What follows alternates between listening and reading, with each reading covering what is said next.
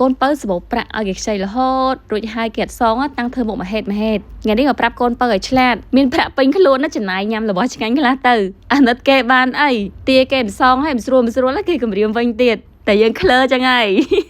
រឿងវាហូរអស់ហើយអញ្ចឹងបាញ់និយាយទៀតទេគាត់ថាលើក្រោយកុំធ្វើចឹងទៀតបើថាសល់ខ្លាំងនេះទិញសេរីមកគ្រឿងសមុទ្រ1គីឡូយើងត្រូវការតែ1ផ្លែទេប៉ម1ផ្លែទៀតមកចិត្តស្នូលចិត្តអីវាចេញឲ្យស្អាតចឹងមកសេរីហើយនំប៉មនេះជំនួយឲ្យទឹកស៊ីអ៊ីវរបស់យើងកាន់តែឈ្ងុយហើយមានជាតិផ្អែមឆ្ងាញ់តែម្ដងដើមខ្ទឹមធំមកចាមជាមួយនឹងគុយឆ្មានេះហាន់ជាប្រទេសស្ដើងមកកណាត់ផ្លែមកបងប្អូនប្រភេទត្រាំទឹកស៊ីអ៊ីវអញ្ចឹងបើសិនយើងមានស្ករអំពៅម្លីរត់ទៅឈ្ងុយដាក់ដាក់ពុះហើយដាក់ផ្លែឈើដែលយើងចិត្តមិញនឹងចូលមកជាមួយនឹងស្ករអំពៅបន្តិចទឹកស៊ីអ៊ីវសម្រាប់ប្រើជាមួយនឹងគ្រឿងសមុទ្រ2វែកស្លធំ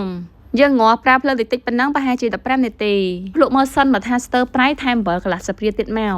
អូឡើងឈ្ងុយល្អមែនតើមកមើលសារាយសមុទ្ររបស់យើងវិញត្រាំរីកល្អហើយបន្តមកយើងមកហាន់ត្រីសាម៉ុនយើងជូតវាស្អាតចេះហើយបកស្បែកបកអីចេះស្អាតចេះមកចង់ហាន់តូចហាន់ធំអីតាមការចូលចិត្តគ្រាន់តែថាខ្ញុំត្រាំទឹកស៊ីអ៊ីវម្ដងតោះហាន់ធំអញ្ចឹងឲ្យបានឆ្ងាញ់យើងចង់ញ៉ាំគ្រឿងសមុទ្រច្រើនមុខដាក់មកតាមការចូលចិត្តមានពងទាមានអីចេះមកបើបានប្រមន់ស្រែចេះទៀតទៅជាតិយើងស្ងោវាឲ្យនៅជាប់ភ្នៅអញ្ចឹងទឹកស៊ីអ៊ីវដែលយើងបានងាស់មិញហ្នឹងយើងត្រងវាច្រោះឲ្យស្អាតចេះហើយថែមទឹកស៊ីអ៊ីវឆៅចូលមកវែកស្លទៀតមកមុខនេះស្រួលធ្វើទេយើងត្រាំតែ2 10ម៉ោងអីអាចយកញ៉ាំបានហើយបើថាយើងហាន់ធំចេះត្រាំចូល24ម៉ោងអីបងប្អូនបានវាចូលជាតិល្អហ្មងមកមុខនេះហើយយើងមានក្តាមស្រស់ក្តាមពងឬមួយកមឹកអីយើងដាក់លាក៏ឆ្ងាញ់ដែរក្រូចឆ្មាយើងតម្លាក់ចូលទាំងអស់ហើយសមមកកណាត់ហ្នឹងច្បាច់ទៅជាមួយនឹងទឹកស៊ីអ៊ីវដែលយើងបានច្រោះស្អាតមកញ៉ត្រាំទាំងអស់មកបងប្អូនកុំភ្លេចថែមសារាយសមុទ្រពីលើនេះផងការងារច្រើនគិតច្រើនក៏ជាពាក់លុយគិតឡើងជ្រុះសាក់បើសិនជាបងប្អូនមានបញ្ហាទាំងអស់នេះកុំភ្លេចជាមួយនឹងសាប៊ូអាឡឹកកុំភ្លេចបេងវិចទឹកហើយប្រើជាមួយនឹងប្រេងលាបសក់របស់ណាសិកាទៀតធ្វើឲ្យសក់របស់យើងកាន់តែភ្លឺលើបឡងនិងមានសុខភាពល្អហ្មងបើចង់ឲ្យសរសៃសក់យើងដូចសរសៃសូត្រពេលដែលស្ងួតឲ្យបងប្អូនដាក់មកតំណក់អីទៀតមកនេះញីឲ្យសក់ពេញសក់បានចេះមកសក់យើងភ្លឺ